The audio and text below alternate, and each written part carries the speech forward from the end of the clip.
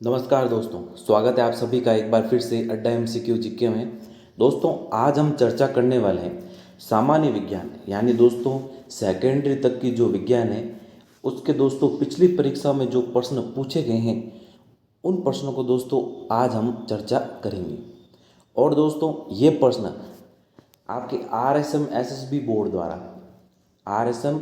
Board द्वारा दोस्तों पिछली भर्ती परीक्षाओं में पूछे जा चुके हैं और ये प्रश्न आपके आगामी होने वाले सभी प्रकार की परीक्षाओं में जिसमें विज्ञान विषय है उसमें दोस्तों महत्वपूर्ण साबित होंगे। तो शुरू करने से पहले अगर आपने इस चैनल को सब्सक्राइब नहीं किया है तो इस चैनल को सब्सक्राइब करें, पास में इसके बेल आइकन को प्रेस करें ताकि समय समय पर आपको अपडेट मिलते रहें। तो बिना देरी के दोस्तों शुरू करते हैं आज के पहले प्रश्न के साथ। आज का पहला प्रश्न है दोस्तों, 24 घंटे के दौरान ऐसा भी समय होता है जब पौधे ना तो ऑक्सीजन छोड़ते हैं और ना ही कार्बन डाइऑक्साइड, वह समय होता है। तो दोस्तों हम सभी जानते हैं कि पौधे सूर्य के प्रकाश की उपस्थिति में प्रकाश संश्लेषण की क्रिया द्वारा अपना भोजन बनाते हैं। लेकिन दोस्तों ऐसा कौन सा समय होता है जब पौधे ना तो ऑक्सीजन छोड़ते हैं ना ही कार्बन डाइऑक्साइड, वह होता है दोस्तों सांध्य प्रकाश। इस समय सूर्य ढलने की स्थिति में होता है, इस कारण पौधे ना तो ऑक्सीजन छोड़ते हैं ना ही कार्बन डाइऑक्साइड। और इस समय को दोस्तों गोधूली वेला भी समय भी कह सकते हैं, गोधूली वेला। तो इसका सही उत्तर होगा आपके ऑप्शन स। चलते हैं अब अगले प्रश्न की ओर। अगला दूसरा प्रश्न है दोस्तों, जब चंद्रमा क्षितिज के समीप होता है तो खाली जगह के कारण बड़ा प्रतीत होता है। यानी जब चंद्रमा क्षितिज के समीप होता है तो बड़ा किस कारण से दिखाई देता है? तो ये दिखाई देता है दोस्तों वायुमंडलीय अपवर्तन के कारण। तो इसका सही उत्तर होगा ऑप्शन द। चलते हैं अगले प्रश्न की ओर। अगला तीसरा प्रश्न दोस्तों, एक स्वस्थ वयस्क पुरुष में हीमोग्लोबिन की सामान्य मात्रा लगभग कितनी होती है? तो दोस्तों हीमोग्लोबिन की सामान्य मात्रा कितनी होती है स्वस्थ वयस्क पुरुष में दोस्तों? तो ये होती है 13 से 18 ग्राम प्रति मिली रक्त। तो ब ऑप्शन होगा इसका सही उत्तर। चलते हैं अगले चौथे प्रश्न की ओर दोस्तों। अब अगला प्रश्न है दोस्तों, निम्न को मिलाइए। यानी यहाँ पर ये आपके किस प्रकार की खेती दे रखी है और ये किसे कहते हैं? तो एपीकल्चर किसे कहते हैं दोस्तों? पहले दोस्तों इस प्रकार के प्रश्नों को करने के लिए ABC लिख दीजिए। तो एपीकल्चर सर्वप्रथम, तो एपीकल्चर किसे कहते हैं? ये कहते हैं दोस्तों मधुमक्खी पालन को। ए के नीचे क्या आएगा दोस्तों? ए के नीचे आएगा दोस्तों 2 नंबर। अब ऑप्शन की ओर देखिए और एलिमिनेट मेथड को अपनाइए। तो दोस्तों एपीकल्चर कहते हैं मधुमक्खी पालन को, ये तो हमें पता है। और ए के नीचे 2 नंबर है, तो देखिए यहाँ पे दोस्तों ए के नीचे 2 नंबर किस में? एक तो दिख रहा है दोस्तों ऑप्शन द में और एक दिख रहा है ऑप्शन अ में। यानी ब और स तो दोस्तों आपके कट हो गए, क्योंकि ब और स तो उत्तर होगा ही नहीं।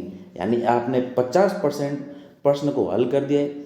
अब देखिए बी की ओर कि सिल्वीकल्चर। तो सिल्वीकल्चर किसे कहेंगे दोस्तों? तो ये कहते हैं दोस्तों वन आवर्धन को। ये किसे कहेंगे? ये वन आवर्धन। तो बी के नीचे आएगा 3 नंबर। अब देखिए बी के नीचे 3 नंबर किस में है?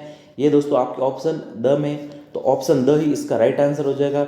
अंत में बचा विटिकल्चर। तो विटिकल्चर कहते हैं दोस्तों अंगूर की खेती को। ये किसे कहते हैं? अंगूर की खेती को। तो सी के नीचे आएगा 1 नंबर। तो द ऑप्शन होगा इसका राइट आंसर। चलते हैं अब अगले प्रश्न की। अब अगला प्रश्न है दोस्तों, एक मधुमेह रोगी में खाली जगह द्वारा शर्करा की जांच की जाती है। यानी एक शुगर पेशेंट में उसके शरीर में ब्लड ग्लूकोज या फिर दोस्तों शुगर की जांच किसके द्वारा की जाती है इनमें से? तो ये किसके द्वारा की जाती है दोस्तों? तो ये की जाती है बेनेडिक्ट टेस्ट द्वारा। किसके द्वारा की जाती है? बेनेडिक्ट टेस्ट द्वारा। तो इसका सही उत्तर होगा ऑप्शन ब। चलते हैं अगले प्रश्न की ओर। अगला प्रश्न दोस्तों, फल पकन खाली जगह के द्वारा उद्दीपित होती है। यानी फलों को किसके द्वारा इनमें से पकाया जाता है? तो ये है आपके एथिलीन द्वारा। किसके द्वारा? एथिलीन द्वारा। तो द ऑप्शन होगा इसका राइट आंसर। चलते हैं अगले प्रश्न की ओर। अगला 7वां प्रश्न है दोस्तों, वैक्सीनेशन शब्द एक लैटिन शब्द से व्युत्पन्न है जिसका संबंध है। तो दोस्तों इसका संबंध किससे है? ये है दोस्तों आपके गाय से। इंपॉर्टेंट प्रश्न है दोस्तों परीक्षा की दृष्टि से। परीक्षा में दोस्तों ये पिछली परीक्षा में पूछा गया है और आगे भी आपके ये परीक्षा में पूछा जा सकता है। तो इसका संबंध वैक्सीनेशन शब्द का संबंध लैटिन भाषा से और ये किससे है दोस्तों, आपके गाय से। तो ब ऑप्शन होगा इसका राइट आंसर। चलते हैं अगले 8वें प्रश्न की ओर दोस्तों। ये भी आपके सम्मिलित करने से संबंधित आया है। तो इस प्रकार के प्रश्नों को करने के लिए ABCD इस प्रकार लिख लीजिए। इस सूची में दे रखे हैं आपके अम्ल, और ये अम्ल किस में पाए जाते हैं। सबसे पहले देखिए दोस्तों सिट्रिक अम्ल। तो सिट्रिक अम्ल किस में पाया जाता है, ये पाया जाता है, हम सभी जानते हैं दोस्तों, नींबू में। किस में पाया जाता है, नींबू में। अब देखिए दोस्तों ऑप्शन की ओर, एक करते ही दोस्तों ऑप्शन की ओर देखिए, तो यानी एक में दो किसके नीचे। तो देखिए A 2 किसके नीचे दोस्तों, एक तो है आपके ऑप्शन अ में और एक दिख रहा है आपके ऑप्शन स में, यानी द ऑप्शन और ब ऑप्शन एलिमिनेट हो गया, यानी ये तो उत्तर आपके होंगे ही नहीं। अब देखिए दोस्तों कि लैक्टिक अम्ल, लैक्टिक अम्ल हम सभी जानते हैं कि लैक्टिक अम्ल दोस्तों किस में पाया जाता है। तो ये लैक्टिक अम्ल पाया जाता है दोस्तों दूध में। किसमें, दूध में। तो डी के नीचे आएगा दोस्तों 3 नंबर। अब देखिए डी के नीचे 3 नंबर किसमें है दोस्तों, ये है आपके ऑप्शन अ में। तो ऑप्शन अ इसका राइट आंसर हो जाएगा। अब अन्य की बात करें ब्यूटेरिक अम्ल की, तो ब्यूटेरिक अम्ल पाया जाता है दोस्तों मक्खन में। तो बी के नीचे 1 नंबर आएगा। और बात करें एसिटिक अम्ल की, तो एसिटिक अम्ल पाया जाता है दोस्तों सिरके में। तो सी के नीचे आएगा दोस्तों 4 नंबर, यानी 2 1 4 3। ये है आपके ऑप्शन अ में 2 1 4 3। तो अ ऑप्शन होगा इसका राइट आंसर। ध्यान रखिएगा दोस्तों, ऐसे प्रकार के प्रश्नों को करने के लिए इस प्रकार एलिमिनेट मेथड को अपनाइए, प्रश्न आसान बन जाएगा और आसानी से आप दोस्तों इसको हल कर पाएंगे। और दोस्तों परीक्षा में देखा गया है कि ऐसे प्रश्न आपको 3 से 4 प्रश्न, यानी परीक्षा में 3 से 4 प्रश्न आपको देखने को जरूर मिलते हैं। तो चलते हैं अगले प्रश्न की ओर। अगला 9वां प्रश्न दोस्तों, अति सूक्ष्म वस्तुओं के आवर्धन के लिए किस यंत्र का उपयोग किया जाता है। तो अति सूक्ष्म वस्तुओं के आवर्धन के लिए किस यंत्र का उपयोग किया जाता है दोस्तों। तो ये किया जाता है, सिंपल सा प्रश्न दोस्तों, माइक्रोस्कोप का। किसका किया जाता है, माइक्रोस्कोप का। सरल प्रश्न और दोस्तों इंपॉर्टेंट प्रश्न, द ऑप्शन होगा इसका राइट आंसर। चलते हैं अगले प्रश्न की ओर। अगला प्रश्न है दोस्तों, रतौंधी खाली जगह की विटामिन कमी के कारण होता है, यानी रतौंधी रोग किस विटामिन की कमी के कारण होता है। तो ये होता है दोस्तों विटामिन ए की कमी के कारण। तो इसका सही उत्तर का ऑप्शन ब। चलते हैं अगले प्रश्न की ओर। अगला 11वां प्रश्न दोस्तों, हृदय की पेशियां है। तो हृदय की पेशियां दोस्तों अनैच्छिक और रैखिक। तो ऑप्शन इसका राइट आंसर होगा। चलते हैं अगले प्रश्न की ओर। अगला 12वां प्रश्न दोस्तों, निम्न में से कौन सी सबसे मीठी शर्करा है। अब इनमें दोस्तों कौन सी सबसे मीठी शर्करा है, ये है आपके फ्रक्टोज। कौन सी है दोस्तों, फ्रक्टोज। तो ऑप्शन इसका राइट आंसर होगा। ये दोस्तों आपके 10th लेवल तक की साइंस है, 10th लेवल तक की साइंस के प्रश्न हैं। सरल प्रश्न है दोस्तों, इसमें समझने लायक या व्याख्या करने लायक कुछ है नहीं। तो चलते हैं अगले प्रश्न की ओर। अगला 13वां प्रश्न है दोस्तों, मनुष्यों में रक्तहीनता यानी एनीमिया का मुख्य कारण है। तो ये कारण है दोस्तों लोह की कमी। तो अ ऑप्शन होगा इसका राइट आंसर। क्या होगा दोस्तों, अ ऑप्शन होगा इसका राइट आंसर। चलते हैं अगले प्रश्न की ओर। अगला प्रश्न दोस्तों, BCG टीका बच्चों को रोग से बचाने हेतु दिया जाता है। तो BCG टीका बच्चों को TB रोग से बचाने हेतु दिया जाता है। तो ऑप्शन इसका राइट आंसर होगा। चलते हैं अगले प्रश्न की ओर। अगला 15वां प्रश्न दोस्तों, डायनेमो एक युक्ति है परिवर्तित करने की, यानी डायनेमो कौन सी युक्ति है, किसको किस ऊर्जा में परिवर्तित करती है। तो ये करती है दोस्तों यांत्रिक ऊर्जा को विद्युत ऊर्जा में। तो वह ऑप्शन इसका राइट आंसर होगा। चलते हैं अगले प्रश्न की ओर। अगला प्रश्न है दोस्तों, निम्न में से कौन से तत्व मानक दाब एवं कमरे के तापमान पर सरल द्रव होते हैं, यानी सॉरी दोस्तों तरल द्रव होते हैं, यानी कमरे के ताप पर द्रव अवस्था में पाए जाते हैं। तो इनमें से कौन से तत्व है। तो ये तत्व है दोस्तों, एक तो होगा आपकी ब्रोमाइन और एक है दोस्तों मरकरी, यानी 2 व 3। और 2 व 3 किस ऑप्शन में, ये आपके ऑप्शन ब में। तो ब ऑप्शन इसका राइट आंसर होगा। चलते हैं अब अगले 17वें प्रश्न की ओर। अगला 17वां प्रश्न दोस्तों, जठर शोथ यानी गैस्ट्राइटिस मानव शरीर के किस भाग को प्रभावित करता है। तो ये आपके किस भाग को प्रभावित करता है? उदर भाग को। तो द ऑप्शन इसका राइट आंसर होगा। चलते हैं अगले 18वें प्रश्न की ओर। मानव में कितने मेरुतंत्रिका युग्म पाए जाते हैं? तो मानव में 31 मेरुतंत्रिका युग्म पाए जाते हैं। इसका भी राइट आंसर आपके ऑप्शन अ होगा। चलते हैं अगले 19वें प्रश्न की ओर। मशरूम क्या है? तो मशरूम हम सभी जानते हैं कि क्या है? कवक है। मशरूम क्या है दोस्तों? एक कवक। तो अ ऑप्शन इसका राइट आंसर होगा। चलते हैं अगले 20वें प्रश्न की ओर। अगला प्रश्न दोस्तों, एंजाइम जिसकी उपस्थिति में ग्लूकोज या फ्रक्टोज अल्कोहल में परिवर्तित हो जाते हैं। तो दोस्तों एंजाइम जिसकी उपस्थिति में ग्लूकोज एंड फ्रक्टोज अल्कोहल में परिवर्तित हो जाते हैं, तो किसकी उपस्थिति में होते हैं दोस्तों? ये होते हैं दोस्तों जाइमेज की उपस्थिति में। किसकी उपस्थिति में? जाइमेज की उपस्थिति में। तो ब ऑप्शन इसका राइट आंसर होगा। चलते हैं अगले प्रश्न की ओर।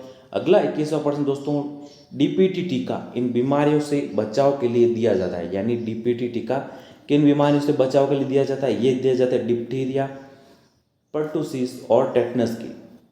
तो स ऑप्शन इसका राइट आंसर होगा। चलते हैं अगले 22वें प्रश्न की ओर। 22वां प्रश्न दोस्तों, बॉक्साइट अयस्क है। तो बॉक्साइट किसका अयस्क है दोस्तों? ये बॉक्साइट अयस्क है एल्यूमिनियम का। किसका है? एल्यूमिनियम का। तो ब ऑप्शन राइट आंसर होगा। चलते हैं अगले 23वें प्रश्न की ओर दोस्तों, किसे लाफिंग गैस या हाफ गैस के रूप में माना जाता है? तो किसे कहते हैं दोस्तों लाफिंग गैस? ये आपके NO2। किसे कहते हैं दोस्तों? NO2। तो ब ऑप्शन इसका राइट आंसर होगा। चलते हैं अगले प्रश्न की ओर। अगला 24वां प्रश्न दोस्तों, मानव शरीर में फेफड़े कहाँ पर स्थित होते हैं? तो मानव शरीर में फेफड़े दोस्तों कहाँ स्थित होते हैं? ये होते हैं दोस्तों वक्षीय गुहा में। कहाँ स्थित होते हैं? वक्षीय गुहा में। तो द ऑप्शन इसका राइट आंसर होगा। चलते हैं अगले प्रश्न की ओर। अगला प्रश्न दोस्तों, निम्न में से कौन सा एक सुमेलित है?